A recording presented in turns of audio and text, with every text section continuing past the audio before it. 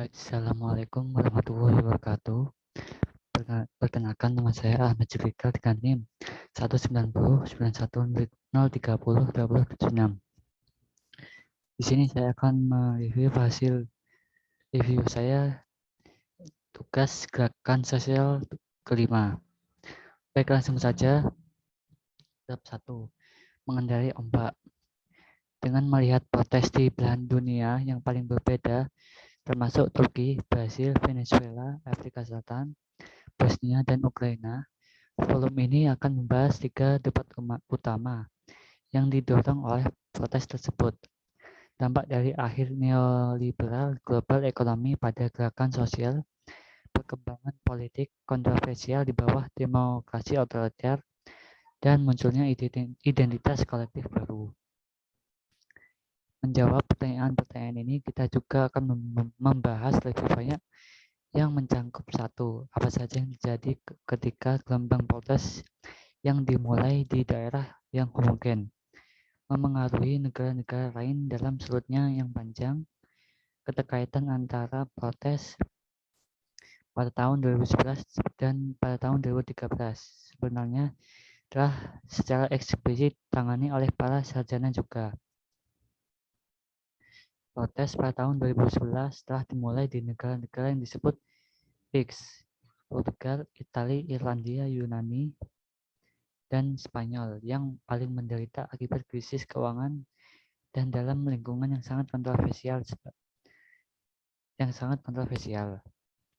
Sebaliknya, beberapa protes tahun 2013 berkembang di negara-negara yang dianggap sebagai pemenang dalam hal ekonomi seperti Brasil, Venezuela, Turki, dan Afrika Selatan, atau sangat jinak dalam hal politik kontroversial seperti Bosnia, Bulgaria, dan Ukraina.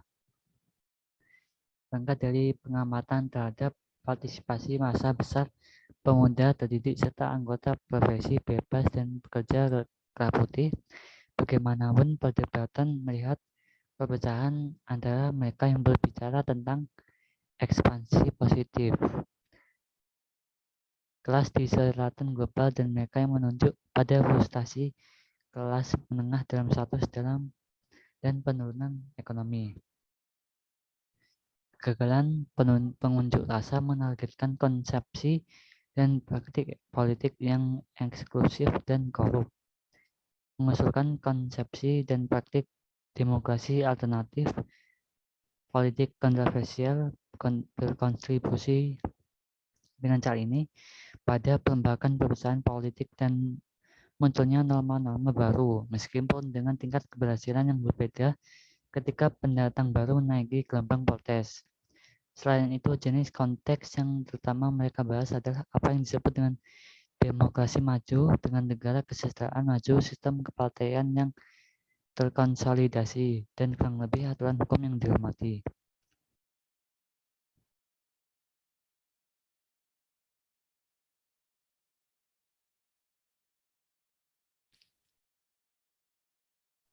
Seperti yang dilihat, ini benar tidak hanya di negara yang paling terpukul intervensi, termasuk perlindungan kapitalisme, keuangan, privatisasi, barang publik, bailing out of bank,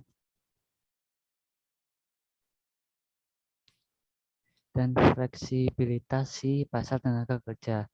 Tetapi juga aktivitas regulasi tinggi yang dimaksudkan untuk meningkatkan peluang keuntungan spekulatif ekonomi pasar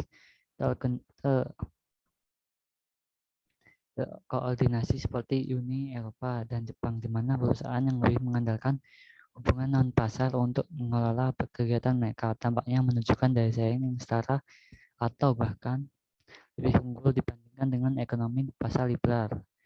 Namun bentuk kapitalisme itu juga bergerak menuju pasar bebas dan dilanda krisis keuangan baru-baru ini yang memang menunjukkan beberapa kontradiksi yang melekat pada kapitalisme demokrasi. Bab 2. Semangat Gezi. Jika selain ekspresi intuisional dan kekuatan politik kita mengamati evolusi gerakan populer, salah satu fenomena paling signifikan dalam beberapa tahun terakhir adalah lahirnya protes dan tuntutan sosial yang berkaitan dengan pertanyaan perkotaan dan lingkungan. Melalui cara-cara yang berbeda ini, kota dan masalah-masalahnya tampak semakin penting dalam praktik kekuasaan. Dalam bab ini akan membahas pemberontakan Taman Gezi melalui pendekatan relasional yang memungkinkan menjembatani konteks dan agensi dalam konsepsi protes sebagai peristiwa yang penting. Peristiwa protes dapat dilihat sebagai titik kritis dan demikian sebagai bentuk perubahan yang dibukai dengan beberapa karakteristik khusus.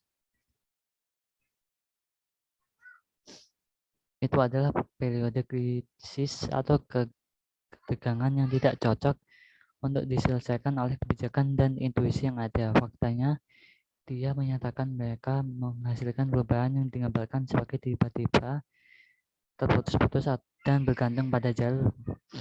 Dalam visi ini, titik-titik krisis secara struktural kurang ditentukan. Derajat dan bentuk pertentangan yang berbeda dapat berkembang dari proses spesifik yang berasal dari fase transisi. Dalam visi ini, pada kenyataannya, alih-alih menghubungkan kondisi awal dengan hasil, peristiwa membawa potensi untuk mengubah hubungan eksternal, menetralkan efek pembalikan yang seharusnya dihasilkan oleh kondisi. Dalam konteks politik kontroversial yang lebih luas, juga menunjukkan bahwa meskipun mengejutkan Gezi tidak muncul entah dari mana. Dengan kata lain, itu tidak dibangun di atas lingkungan protes yang ada dan relatif bising, yang di samping partisipan luar biasa dan pengunjuk rasa berkontribusi pada sifat mobilitas yang beragam dan berskala besar seperti yang biasa dicurigai dalam politik kontroversial di Turki. Bab 3. Kebangkitan populer Brasil Juni 2013. Itu mengejutkan banyak orang bahwa Juni tahun 2013 Brasil bergabung dengan kelompok negara di mana pemberontakan rakyat besar-besaran melanda negara itu dari utara ke selatan. Kinerja ekonomi yang baik selama dekade sebelumnya membuat banyak analis tanya-tanya dari mana semua ketidakpuasan itu tiba-tiba datang. Ketika sebagian besar dunia dilanda krisis keuangan internasional, ekonomi Brasil masih tumbuh, upah minimum meningkat, dan program sosial distributif berkontribusi untuk mengurangi ketidaksetaraan sosial dan mengeluarkan jutaan orang dari kemiskinan. Ketika sebagian besar dunia dilanda oleh keuangan internasional, ekonomi Brasil masih tumbuh, upah minimum meningkat, dan program sosial distributif berkontribusi untuk mengurangi ketidaksetaraan sosial dan mengeluarkan jutaan orang dari kemiskinan. Tingkat popularitas pemerintah yang lebih biasa tinggi sebelum Juni 2013. Bersama dengan rezim demokrasi yang stabil membedakan Brasil dari lusinan negara lain di mana orang-orang turun ke jalan. Karakteristik yang biasa atau dilihat dari peristiwa baru-baru ini, salah satu karakteristik dari orang-orang Brasil sebagai lusuh politik. Nambah gambar ini.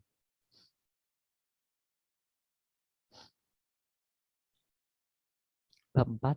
Memahami La Salida.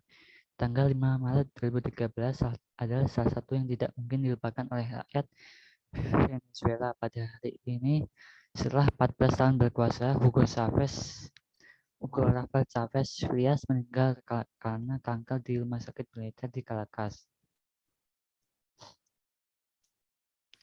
Sebulan setelah kematiannya pada tanggal 14 April, pemilihan presiden diadakan untuk mengisi kursi kosong Chavez.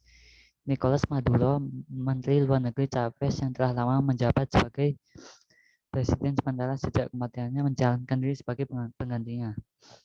Pada paruh pertama tahun 2013, Venezuela melewati salah satu periode paling kontroversial dalam sejarahnya baru-baru ini. peristiwa yang mengganggu yang hanya sebanding dengan Karakasau 1989 dan kudeta 2002. Setelah beberapa kemunduran satu sayap dari operasi yang semakin terpecah turun berjalan di bawah Panji La Salida yang berarti jalan keluar dan solusi untuk menyuruhkan Presiden sayap kiri Nicolas Maduro untuk mengundurkan diri. Ini menarik dalam dirinya mereka hanya memberikan latar belakang protes yang diperiksa secara rinci dalam bab ini. La Salida. Ini lagi-lagi protes anti pemerintah, tapi kali ini diorganisir dengan hati-hati dan dipimpin oleh dua tokoh politik yang mewakili garis keras MIUD, Leopoldo Lopez dan Maria Corina Machado, dan didirikan tanpa persetujuan Capriles. Peristiwa yang langsung mendahului dan memicu gelombang ini sekali lagi merupakan kemunduran pemilihan umum bagi MUD. Pada bulan Desember 2013, Partai Maduro memenangkan pemilihan kota dan kali ini marginnya jauh lebih besar daripada pemilihan presiden diadakan pada bulan April.